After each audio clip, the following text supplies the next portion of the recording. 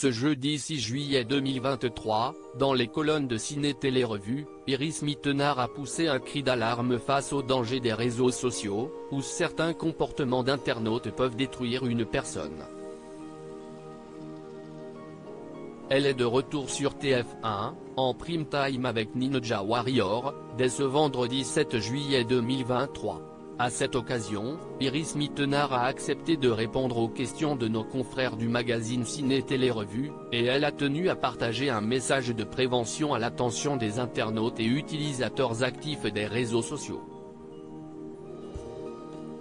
D'ailleurs, elle n'hésite jamais à recadrer les plus curieux ou agressifs d'entre eux sur ses propres comptes. Ce fut par exemple le cas lorsqu'on l'avait jugé trop maigre, qu'on avait insulté son compagnon Diego El Glaoui ou qu'on l'avait accusé de se laisser aller. Je sais à quel point un commentaire peut détruire une personne, confie celle qui avait fait polémique en se plaignant. Il faut souligner le fait que ce n'est pas normal. Dans la rue, on n'arrête pas quelqu'un pour lui dire qu'une coupe de cheveux est horrible. Pourquoi on le ferait sur les réseaux sociaux? On ne peut pas normaliser ces commentaires haineux.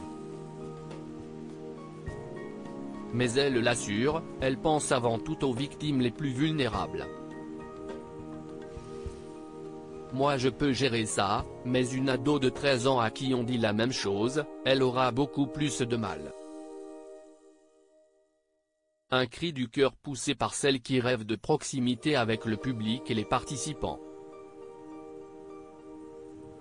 Dans Ninja Warrior, celle qui avait fait face à une récente perte de poids assume donc totalement son rôle de grande sœur et confidente pour les candidats avant et après leur prestation devant les caméras de TF1. J'adore les gens, devenir en quelque sorte un membre supplémentaire de la famille. Je prends beaucoup de plaisir à vivre toutes les émotions avec eux. Je suis hyper émotive, je vibre à leur côté, confie-t-elle. À ses côtés, les téléspectateurs retrouveront dès 21h10 Denis Brognard et Christophe Beaugrand, une équipe fidèle pour cette adaptation d'une émission japonaise diffusée pour la première fois en France à l'été 2016.